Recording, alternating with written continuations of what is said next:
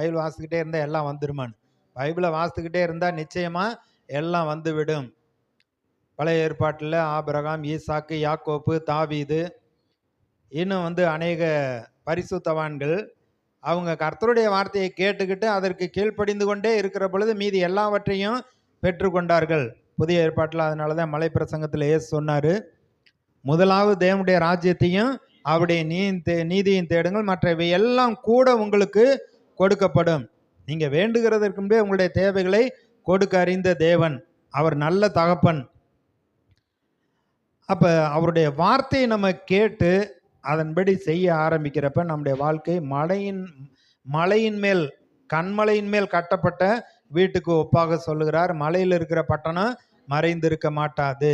அப்போ நமக்குள்ளே ஒரு விருப்பத்தையும் வாஞ்சையும் தாகத்தையும் நம்ம தான் உண்டாக்கி கொள்ள வேண்டும். அதற்கென்று நம்முடைய மனதை திருப்ப வேண்டும். எதற்கோ வைராக்கியம் பாராட்டுறோம். இவன் செத்த அளவு கூட நான் போக மாட்டேன்னா அது மாதிரி போகாத ஆட்கள்லாம் இருக்காங்க. உடன் பிறந்த சகோதரர் கூட போகாத ஆட்கள்லாம் இருக்கிறாங்க. இது நடக்காமல் நான் வரவே மாட்டேன் அப்படின்னு சொல்கிறவங்கெல்லாம் அதெல்லாம் சாதிச்சிருக்காங்க.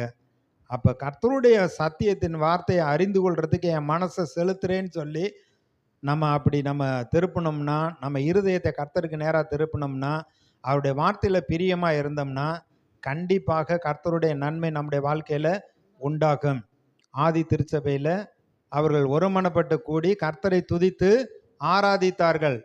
பட்டணங்கள் தோறும் வீடுகள் தோறும் கர்த்தரை துதித்து கபடமில்லாத இருதயத்தோடு போஜனம் பண்ணி தேவனை துதித்து ஜனங்களிடத்தில் தயவு பெற்றிருந்தார்கள். ரட்சிக்கப்படுகிறவர்களை அனுதினமும் சபையிலே சேர்த்து கொண்டு வந்தார். அப்போ கர்த்தரை துதித்து ஆராதிக்கிறப்ப ஜனங்கள் மத்தியில் தயவு உண்டாக்குறது. அவங்க பலவிதமான எண்ணங்கள்ல இருக்காங்க. தூக்கம் வரல, வியாதி, பலவிதமான பிரச்சனைகள் அதோடு இருக்கிறாங்க. அவங்களால பாடவும் முடியல, துதிக்கவும் முடியல. ஆனால் இவங்க பாரு, இவங்களுக்கு இவ்வளவு பிரச்சனை இருந்தாலும் கர்த்தரை துதிக்கிறாங்க, பாடுறாங்க. அப்போ இவங்களுக்குள்ள கடவுள் ஏதோ ஒன்று வச்சிருக்காரு, கடவுளுடைய கிருபை அவங்களுக்கு இருக்கு அப்படிங்கிறத அறிந்து கொள்வார்கள். அவர்களும் அந்த விடுதலைக்காக சத்தியத்தை அறிந்து கொள்ள வருவார்கள். அப்போ கர்த்தருடைய வேதத்தில் நம்ம பிரியமாக இருக்க வேண்டும். சரி, இந்த பிரியமாக இருப்பதற்கு நம்முடைய இருதயத்தை ஆயத்தப்படுத்தணும், பக்குவப்படுத்த வேண்டும்.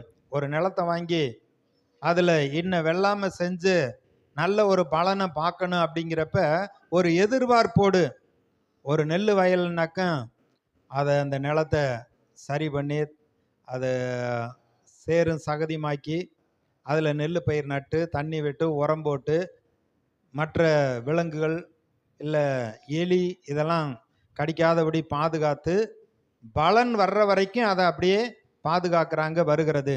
இல்லை ஒரு தரிசு நிலத்தை வாங்கி நான் ஒரு பெரிய தென்னந்தோப்பு மாந்தோப்பாக உண்டாக்க போகிறேன் அப்படின்னா அந்த நிலத்தை பக்குவப்படுத்தி அதில் உரம் போட்டு எருவெல்லாம் போட்டு கன்று நட்டு அதுக்கு தண்ணி பாய்ச்சி அதை பராமரித்து பலன் வர்ற வரைக்கும் அதை பார்த்து கொண்டு இருக்கிறார்கள், நிலத்தை பக்குவப்படுத்துகிறார்கள். இப்போ நம்முடைய இருதயத்தையும் கர்த்தர் ஒரு தடவை பக்குவப்படுத்துகிறேன் அப்படிங்கிறாரு. அவர் வார்த்தையை கொடுக்குறாரு. நம்முடைய இருதயத்தை நம்ம பக்குவப்படுத்த வேண்டும். எசேக்கியேல் 36வது அதிகாரம்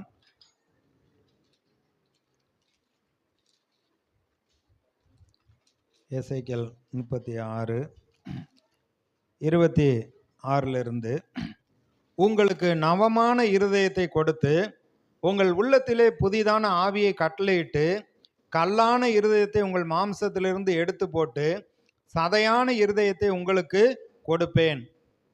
உங்கள் உள்ளத்திலே என் ஆவியை வைத்து உங்களை என் கட்டளைகளில் நடக்கவும் என் நியாயங்களை கை கொள்ளவும் அவைகளின்படி செய்யவும் பண்ணுவேன்.